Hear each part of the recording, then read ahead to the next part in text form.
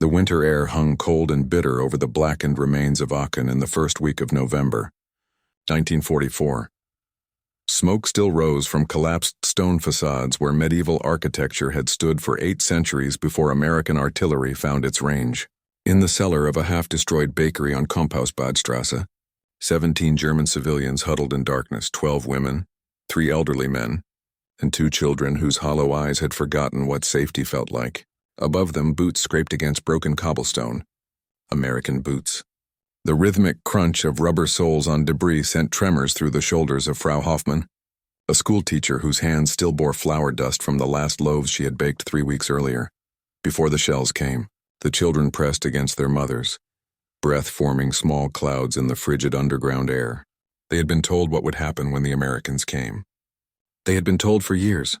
The propaganda had been relentless and specific. Goebbels' voice had crackled through radios in every German home, painting pictures of American soldiers as bestial criminals, extensions of Jewish Bolshevik conspiracies, men without culture or restraint who would exact vengeance for every German victory, every Allied setback, every life taken in this total war that had consumed the world. Posters plastered across German cities showed caricatured American troops with exaggerated features looting churches, brutalizing women, executing elderly men against walls pockmarked by bullets. The message was consistent and clear. Surrender meant suffering worse than death. Fight to the last. In the schools where Frau Hoffmann had taught grammar and history to children who would later become soldiers, the curriculum included lessons on American barbarism, the mongrel nature of their mixed society, the weakness that would inevitably betray them in any sustained conflict. And yet here she was, flour still under her fingernails, listening to those boots come closer. The cellar door creaked open. Gray morning light spilled down the stone steps like an accusation. A silhouette appeared, broad shoulders, helmet sharp against the dim sky, rifle held at the ready. The women pulled their children closer. Frau Hoffmann closed her eyes and waited for the violence she had been promised would come. For 6 years, the Nazi state had prepared its citizens for this moment of reckoning, had told them that the enemies of the Reich knew no mercy, that the Americans in particular, those cultureless inheritors of capitalism and racial mixing, would take what they wanted and destroy what remained. The propaganda ministry had documented alleged atrocities, fabricated testimonies, created an entire mythology of Allied brutality that served the dual purpose of motivating German troops and terrifying German civilians into continued resistance. Every man who still held a rifle, every woman who reported deserters, every child who believed the Führer would deliver them from this nightmare, all had been shaped by these stories of what the enemy would do when they finally arrived. But the soldier who descended those cellar steps did not raise his weapon. He was young, perhaps 23 or 24, with dirt smudged across cheeks that might have been smooth a few weeks earlier in some staging camp in England or France. His eyes, visible beneath the helmet's rim, moved across the faces in the cellar with something between caution and confusion. He called back up the stairs in English, words none of them fully understood but which carried no edge of violence. Another soldier appeared, older, with sergeant stripes visible on his sleeve even in the poor light. They spoke briefly, their voices low and deliberate. Then the sergeant nodded and disappeared back up the stairs while the first soldier remained, his rifle now lowered, pointing at nothing in particular. Minutes passed in silence, broken only by the distant percussion of artillery, several miles to the east where the front continued its slow grind toward the Rhine. What happened next would be repeated thousands of times across Germany in the 18 months between that November morning and the final collapse of the Reich in May 1945. Yet each iteration carried the same power to shatter carefully constructed expectations. The sergeant returned down the cellar steps carrying a canvas bag which he set on the broken stone floor with surprising gentleness. He opened it and began removing items, setting them in a small pile. Tins of meat, packages of biscuits, chocolate bars wrapped in brown paper, condensed milk, cigarettes. The civilian stared. The sergeant spoke in rough German, clearly memorized phrases, awkwardly pronounced but comprehensible. For you, food, no one hurt. He gestured at the pile, then at the children, then made an eating motion with his hand. When no one moved, he opened one of the tins himself, revealing corned beef packed in translucent fat, and used his combat knife to spread some on a biscuit, which he offered to the nearest child, a boy of perhaps 8 with blonde hair matted against his scalp. The boy looked at his mother, whose face registered an emotion more complex than relief, something closer to cognitive dissonance, the painful collision of expectation and reality. She nodded slowly, and the boy took the biscuit, examining it as though it might transform into something else if he looked away. He bit into it carefully, chewed, and his eyes widened at the taste of fat and salt and protein his body had nearly forgotten existed. Within minutes, the cellar's inhabitants were eating. The Americans watched for a moment, then left them alone with the food, climbing back up the stairs into the ruined city where other units were clearing other buildings, finding other cellars full of other Germans who had been taught to fear this very moment. The bread and meat and chocolate spoke a language that contradicted every lesson the Third Reich had drilled into its people. This was not vengeance. This was not barbarity. This was something the propaganda had never accounted for, because it could not exist within the ideological framework that sustained Nazi Germany. It was mercy offered to those who had supported, actively or passively, a regime that had shown no mercy to anyone. To understand the profound impact of these encounters, one must first understand the depth and sophistication of the Nazi propaganda apparatus that shaped German civilian perception of the Allies, particularly the Americans. Joseph Goebbels understood that effective propaganda required consistency, repetition, and emotional resonance. From the moment war broke out in 1939, German media presented the conflict not as territorial expansion, but as existential defense. Germany surrounded by enemies, forced to fight for survival against forces that sought not merely defeat, but annihilation. The Americans occupied a particular place in this narrative architecture. Unlike the British, who could be portrayed as imperial rivals, or the Soviets, who fit neatly into the Bolshevik enemy category, Americans represented something more insidious in Nazi ideology. They were the embodiment of racial mixing, cultural degradation, capitalist excess, and Jewish influence. They were rich but soft, powerful but decadent, numerous but undisciplined.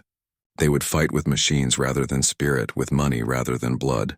And when they captured German territory, they would take revenge for every setback, every German victory, every humiliation inflicted on the Allied cause. The posters that appeared in German cities as American forces pushed across France and into Germany itself grew increasingly desperate in their imagery. One widely distributed poster showed an American soldier, features exaggerated into brutish caricature, standing over a cowering German family while in the background a cathedral burned. The caption read, "This is what awaits you. Fight or perish." Radio broadcasts featured testimonies from alleged eyewitnesses to American atrocities, stories of rape and murder and destruction that grew more lurid as the military situation deteriorated. School children were taught songs about defending the homeland from the American Jewish forces that sought to enslave the German people. The message was clear and unrelenting. The Americans were not liberators but conquerors, not soldiers but criminals. And any German who welcomed them or surrendered to them was betraying not just their country but their very existence as a people. This narrative served multiple purposes. It stiffened resistance among troops who might otherwise surrender, encouraged civilians to support last-ditch defensive efforts, and created conditions under which Germans would rather endure continued warfare than face what they believed awaited them in defeat. But propaganda, no matter how sophisticated, cannot survive extended contact with contradictory reality. And the reality of American occupation contradicted every essential element of the narrative Goebbels had constructed. The soldiers who entered German cities in late 1944 and early 1945 were not the bestial figures of Nazi posters. They were farmers from Iowa and shopkeepers from Brooklyn and factory workers from Detroit. Young men conscripted into a war most of them barely understood, fighting for reasons that seemed abstract until they saw the concentration camps and the slave labor facilities and the evidence of what the regime they were defeating had actually done. Many carried with them a complex mixture of emotions toward German civilians: anger at what Germany had unleashed on the world, curiosity about this foreign country they had been taught to defeat, and often a kind of exhausted pragmatism that came from months of combat.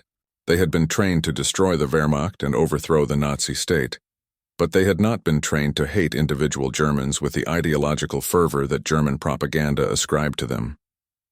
and many of them, products of an American culture that valued, at least in theory, generosity and fairness and the dignity of the defeated, found themselves instinctively sharing what they had with people who had nothing. The rations American soldiers carried were themselves a powerful symbol of the material gulf between the United States and every other combatant nation. The K ration, the C ration, the emergency D ration chocolate bar.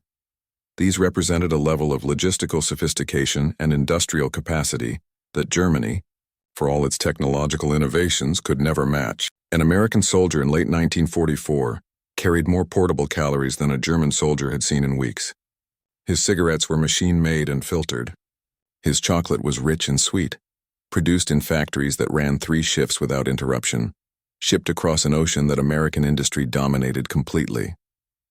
When German civilians who had been living on ration cards that provided barely enough calories to sustain life, who had not seen real coffee in years, whose children did not remember the taste of chocolate, encountered the casual abundance American soldiers carried in their packs, it challenged fundamental assumptions about the nature of the war and the societies waging it. If the Americans were the decadent enemy weakened by luxury and racial mixing, how had they produced this wealth? If German spirit and ideological purity were superior to American materialism, why were American soldiers well-fed while German civilians starved? The pattern established in that Aachen cellar repeated itself across the Rhineland and into the heart of Germany as American forces advanced. In Düren, a city 90% destroyed by Allied bombing before the ground assault began, soldiers from the 8th Infantry Division found hundreds of civilians sheltering in the ruins of the town hall and distributed rations despite standing orders that prioritized military supply lines.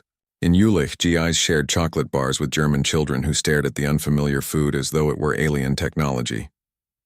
In Cologne, where the cathedral stood improbably intact amid square miles of rubble, soldiers who had fought their way across the Ludendorff Bridge at Remagen organized distribution points for food and medical supplies, even as fighting continued in the city's outskirts. These were not isolated incidents of exceptional kindness, but patterns of behavior that emerged again and again, driven by the individual decisions of ordinary soldiers who found themselves face with hungry people and chose to share what they had. The official American military government policy was more complex and less generous than these. Individual acts might suggest. The Joint Chiefs of Staff Directive JCS 1067, which governed American occupation policy in Germany during the first years after surrender, explicitly forbade fraternization with Germans and emphasized that Germany must be made to understand the consequences of the war it had started.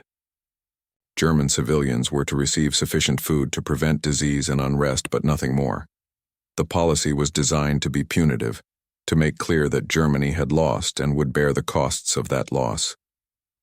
But policy written in Washington encountered reality in Aachen and Cologne and Düsseldorf, where individual soldiers confronted actual hungry children rather than abstract policy objectives. The gap between official directive and ground-level practice created space for thousands of small acts of mercy that accumulated into a larger truth. Whatever the Americans were, they were not the vengeful barbarians German propaganda had promised would come. German civilians, particularly women who bore the primary responsibility for protecting children and managing households while men were absent, fighting or dead, found themselves navigating an impossible cognitive dissonance. Everything they had been told about the nature of the enemy contradicted what they experienced when that enemy actually arrived.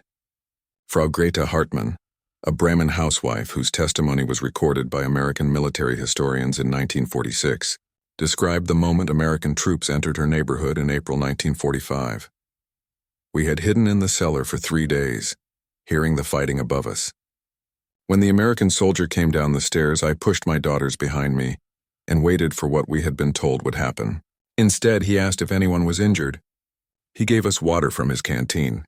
He showed us a photograph of his own children. I did not understand. Nothing made sense anymore. This confusion, the collision of expectation and reality, appears again and again in testimony collected from German civilians in the immediate aftermath of occupation. The Americans did not behave as they were supposed to behave. This created psychological crisis for those who had internalized Nazi ideology. but it also created opportunity for those willing to question what they had been taught. The symbolic power of food in these encounters cannot be overstated. In cultures and contexts across human history, the sharing of food has carried deep significance. It creates obligation, establishes relationship, demonstrates abundance and generosity, transforms stranger into guest. In the specific context of Germany in 1945, food carried additional layers of meaning because food had been weaponized by the Nazi state. The regime had deliberately starved populations it considered inferior: Jews, Slavs, Soviet prisoners of war, concentration camp inmates. German civilians understood on some level, even if they did not acknowledge it openly, that starvation had been policy, that the Germany they had supported had used hunger as a tool of genocide. When American soldiers offered food freely to German civilians, including those who had supported the regime, it represented a moral choice that challenged the entire ideological foundation of Nazism. The strong were supposed to dominate the weak. The victor was supposed to exploit the defeated. Mercy was weakness. Generosity was racial suicide. These were core tenets of Nazi philosophy. And here were the supposed barbarians, the mixed-race Americans, the culturally inferior enemies, offering bread to the hungry without demanding anything in return. The chocolate bars particularly became symbols of American abundance and generosity in the German civilian memory of this period. The Hershey D-ration bar, specifically designed for military use, was not delicate or particularly delicious. It was formulated to resist melting and to provide maximum calories in minimum space. But to German children who had not tasted chocolate in years, who barely remembered what sweetness tasted like, these brown bars represented something almost magical. There are photographs from this period showing German children clustered around American soldiers, hands outstretched, hoping for chocolate. In these images, captured by military photographers and journalists, one can see the transformation happening in real time. Children who had been taught to fear the Americans learning instead to run toward them. The long-term psychological and cultural impact of these encounters is difficult to measure precisely. But many Germans who came of age in this period later described these experiences as formative, as the moment when they began to question everything they had been taught about the war, the regime, and the nature of the enemy. Not all encounters between American soldiers and German civilians were characterized by generosity or mercy. There were instances of violence, of theft, of sexual assault, of revenge enacted for comrades killed in combat or atrocities discovered in liberated camps. The American military, like all militaries in all wars, contained within it the full spectrum of human behavior from nobility to cruelty. Military records document hundreds of courts-martial for crimes committed by American soldiers against German civilians during the occupation period. The point is not that Americans were uniformly virtuous, but that their behavior, in aggregate, contradicted the specific predictions Nazi propaganda had made. They were not systematically brutal. They did not enact mass revenge. They did not behave as though they were racially superior, in the way Nazi ideology insisted they would. And in thousands of small interactions, food shared, medical care provided, children protected rather than targeted, they demonstrated that the ideological framework that had sustained the Nazi state was fundamentally false. The psychological impact on German soldiers who were captured by American forces and experienced similar contradictions was profound and well documented. Prisoners of war, particularly those captured in the later stages of the war, who had been most thoroughly indoctrinated, expected harsh treatment consistent with what they had done to Soviet prisoners, or what they had been told Americans would do to them. Instead, they were fed, given medical treatment, housed in camps that, while Spartan, met the requirements of the Geneva Convention that Germany itself had frequently violated. Interrogation reports from this period show German POWs expressing confusion and suspicion. Surely the good treatment was temporary. Surely the real punishment would come later. When it did not, when they were simply held as prisoners and eventually repatriated, it forced a reckoning with everything they had been taught. Some maintained their Nazi convictions despite this cognitive dissonance, finding ways to rationalize the contradiction. Others began the slow process of ideological transformation, questioning first the propaganda, then the regime, and eventually the entire worldview that had led Germany into this catastrophic war. The abundance American soldiers represented was not merely material, but philosophical. The United States in 1945 was not a perfect society. It was deeply flawed by racial segregation, economic inequality, and the scars of its own recent depression. But it had developed a civic culture that, at its best, emphasized human dignity, the possibility of improvement, the obligation of the strong to protect the weak. These values were not always honored, but they existed as ideals against which behavior could be measured. American soldiers, products of this culture, brought these values with them even when official policy tried to prevent fraternization or generosity. They shared food because that is what one did when encountering hungry people. They protected children because that is what one did when encountering vulnerable children. They treated German civilians as human beings because, despite all the propaganda on both sides, that is what most of them instinctively believed they were. This represented a fundamental challenge to Nazi ideology, which insisted that strength meant domination and that mercy was weakness that would lead to racial destruction. The transformation these encounters produced in German civilian consciousness did not happen immediately or uniformly. Many Germans continued to believe, for months or years after the war's end, that they had been the victims of aggression rather than the supporters of a genocidal regime.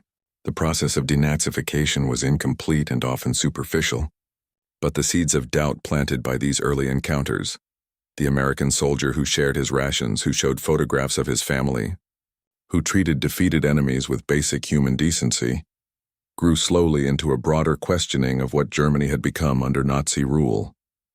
The contrast between propaganda and reality created space for that questioning to begin. If the Americans were not the barbarians they were supposed to be, what else had been lies? If German superiority was real, why had Germany lost so completely?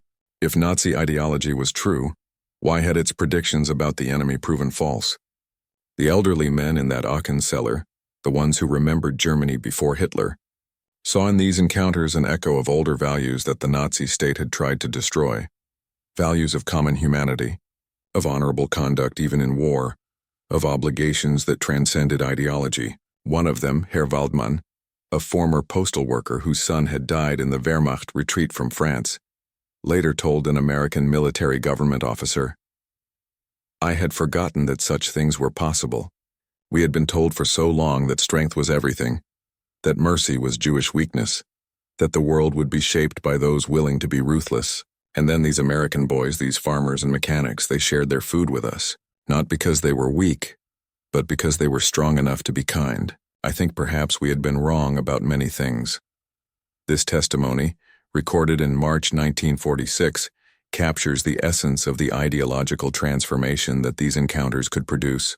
The abundance Americans represented, not just material abundance but moral abundance, the capacity for generosity even toward those who had been enemies, challenged the scarcity mentality. At the heart of Nazi philosophy, the Nazi worldview was fundamentally predicated on scarcity. There was not enough land, not enough resources, not enough space for all peoples, and therefore life was struggle for survival in which the strong must take from the weak or perish. This ideology justified aggression, conquest, genocide, and the systematic brutality that characterized Nazi policy. But American abundance, the casual plenty that allowed soldiers to share food with defeated enemies, the industrial capacity that produced more than enough for both military and civilian needs, the philosophical commitment to human dignity that survived even the brutality of combat, demonstrated that the Nazi premise was false. There was enough. Life did not have to be zero-sum struggle for survival. Generosity did not equal weakness. This was perhaps the most profound challenge these small acts of mercy posed to Nazi ideology.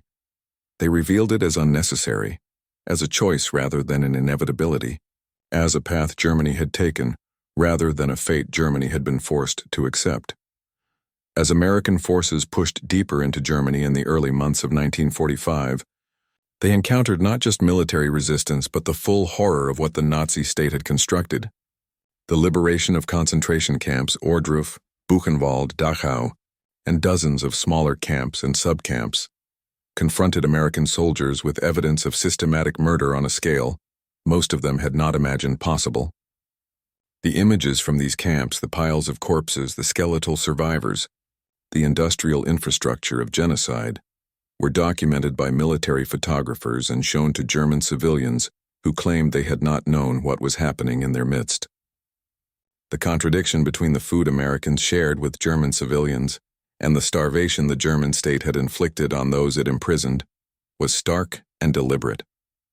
Some American soldiers, after witnessing the camps, questioned whether they should continue showing mercy to Germans. Others intensified their generosity specifically because they wanted to demonstrate the difference between American values and Nazi practice. Both responses acknowledged the moral stakes involved in these encounters. In the small Bavarian town of Neuenburg-Vormwald, occupied by elements of the 11th Armored Division in April 1945, American soldiers discovered a subcamp of Flossenburg, where hundreds of prisoners had been worked to death in an underground factory. The same day, they found townspeople sheltering in their cellars, claiming to know nothing of what had happened just miles from their homes. The division commander ordered the townspeople to tour the camp to see the evidence of what had been done in their name. Then he ordered his soldiers to provide food and medical care to the same townspeople who had just been forced to confront their complicity. This decision, to insist on acknowledgement of guilt while simultaneously providing for basic needs, captured the complex American approach to occupation. Germans must understand what they had supported, but they must also be kept alive, fed, and eventually reconstructed into members of a democratic society. Vengeance was tempting, but it was not policy. The long-term goal was transformation, and transformation required that people survive to be transformed, the recurring symbol in German. Civilian memory of this period is the white bread Americans distributed through military, government channels in the summer and fall of 1945. This bread, soft, made from refined flour, unlike the heavy black bread Germans had survived on during the war, represented everything Americans were and everything Germans had failed to become. It was abundant where German resources had been scarce. It was freely given where Nazi policy had been exploitative. It was practical rather than ideological. It was simply food, distributed because people were hungry, without complex theories about racial hierarchies or historical destiny. Frau Hoffmann, the school teacher from Aachen, remembered this bread with particular clarity when interviewed in 1963. It was the taste that stayed with me. Soft and white and sweet, nothing like what we had eaten for years. My children asked if this was what bread was supposed to taste like, if we had been eating the wrong thing all along.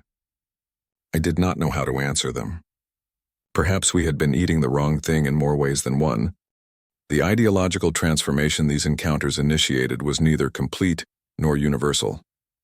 Many Germans emerged from the war with their Nazi convictions intact, or only superficially altered, finding new enemies to blame for Germany's defeat, new scapegoats for their suffering. The process of confronting what Germany had done and what Germans had supported or permitted would take generations and remains incomplete even today. But for those Germans who were open to questioning what they had been taught, these small acts of American generosity provided the initial crack in the ideological edifice that sustained Nazi belief. If the Americans were not what Goebbels said they were, perhaps the Jews had not been what Goebbels said they were either. If Nazi propaganda lied about the enemy, perhaps it had lied about everything. This logical progression was dangerous and painful. It meant admitting complicity in evil, acknowledging that the sacrifices of the war had been for nothing, accepting that Germany had been wrong in fundamental ways. Many could not or would not follow this logic to its conclusion, but some did, and their numbers grew with time. The children who received chocolate from American soldiers in 1945 became the adults who rebuilt Germany as a democratic society allied with the United States against the Soviet Union. The connection is not simple or direct. Many factors contributed to Germany's post-war transformation, including economic recovery, political reconstruction, and the broader Cold War context. But those early encounters planted seeds that bore fruit in unexpected ways. They demonstrated that the supposed enemy could be generous, that defeat did not mean annihilation, that there were alternative values and alternative ways of organizing society beyond what the Nazi state had offered. German children who grew up learning English, admiring American culture, And supporting the Atlantic Alliance were often the same children who had received their first taste of chocolate from GI hands in the ruins of their cities. Memory is selective and nostalgia distorts history, but the pattern is clear. The behavior of American soldiers in those crucial early months of occupation shaped German perceptions in ways that reverberated for decades. The military records from this period are filled with small notations that reveal the scale of this generosity. Unit journals mention distributions of rations to civilians. Supply requests note shortages caused by sharing with German populations. Courts-martial records occasionally reference soldiers punished for excessive fraternization or for giving away military property in the form of food or supplies. These bureaucratic traces hint at thousands of undocumented moments: a soldier sharing his coffee with an elderly German woman, a medic treating a German child's infected wound, a sergeant organizing an impromptu distribution of K-rations to a line of hungry civilians. None of these acts individually changed history, but collectively they created a reality that contradicted the propaganda both sides had promoted. They demonstrated that even in war, even between bitter enemies, there remained space for basic human decency. There is a photograph, taken by an unknown military photographer somewhere in Western Germany in the spring of 1945, that captures something essential about these encounters. It shows an American soldier, his uniform dusty, his helmet tilted, back on his head, kneeling on rubble-strewn ground to be at eye level with a small German girl, perhaps 5 years old. He is holding out a chocolate bar. The girl is reaching for it tentatively, her face showing a complex mixture of fear, hunger, and hope. Behind her, an older woman, perhaps her mother or grandmother, watches with an expression that might be mistrust or might be resignation or might be the beginning of reassessment. The soldier is smiling slightly, not broadly but with a kind of tired gentleness. The image is not posed. The photographer caught a genuine moment of connection across the gulf of war and propaganda and ideology. That photograph became one of hundreds of similar images that circulated in the post-war period, becoming part of the visual vocabulary of the American occupation and the German defeat. It told a story different from what either side's propaganda had predicted. The epilogue to these encounters extended far beyond the immediate post-war period. The Berlin airlift of 1948-1949, when American and British aircraft delivered food and supplies to West Berlin during the Soviet blockade, reinforced the pattern established in 1945. Americans would feed Germans rather than allow them to starve, even at considerable cost and risk. The Marshall Plan, which provided billions of dollars for European reconstruction, including Germany, extended this generosity to the level of national policy. These larger historical events grew from the same roots as the GI sharing his rations. In an Aachen cellar, a belief that abundance should be shared, that defeated enemies could become allies, that generosity was strength rather than weakness. The contrast with Soviet occupation policy in Eastern Germany, characterized by exploitation and extraction, further reinforced German perceptions of the difference between American and Soviet values, between democracy and totalitarianism, between societies of abundance and societies of scarcity. Frau Hoffmann lived until 1989, long enough to see the Berlin Wall fall and Germany reunify. In her final years, she spoke often of that morning in the cellar, of the American soldiers who had given her family food instead of exacting revenge. She described it as the moment when she began to understand that everything she had been taught was false, that the world was more complex and more humane than Nazi ideology had allowed. "We had been told that mercy was weakness," she said in an interview recorded by her grandchildren shortly before her death. "We had been told that the strong must dominate or be destroyed. We had been told that there was not enough for everyone, that life was struggle without relief. And then these boys from Iowa and Texas and New York, they shared their bread with us. They did not have to. They chose to. That choice changed everything. It showed me that we had been wrong, that Germany had been wrong, that there was another way to live. I think perhaps that bread saved more than our bodies. It saved our souls, or at least gave us a chance to save them ourselves. The symbolic bread, the chocolate bars, the tins of meat, these material objects carried meaning far beyond their caloric content. They were evidence of a different kind of society, a different set of values, a different way of being strong. They demonstrated that abundance and generosity could coexist, that victory did not require cruelty, that the defeated could be treated with dignity. These lessons, learned in cellars and ruins across Germany in 1945, became the foundation for a new German society built on different principles than those that had led to war. The transformation was incomplete and imperfect. Human societies always are. But it was real. And it began with a soldier opening a can of meat and offering it to hungry people who had been taught to fear him. In the larger history of the Second World War, these encounters occupy a small space. They are footnotes to the great battles, the strategic decisions, the political transformations that reshaped the world. But in the personal histories of those who experienced them, they were central and defining. They were the moments when ideology collided with reality, and reality won. They were the moments when propaganda failed because experience contradicted it too profoundly to ignore. They were the moments when individual soldiers, acting from instinct rather than policy, demonstrated values that would eventually triumph over the totalitarian systems that had nearly destroyed Europe. The bread shared in an Aachen cellar, the chocolate given to a hungry child, the decision to show mercy rather than exact vengeance. These small acts contained within them the seeds of a different future, one built on abundance rather than scarcity, on generosity rather than exploitation, on the radical idea that even enemies remain human beings deserving of basic dignity. The Americans who shared their rations with German civilians were not saints. They were ordinary young men caught in circumstances they barely understood, fighting a war they wanted to survive, encountering people whose language they did not speak and whose recent history they could not fully comprehend.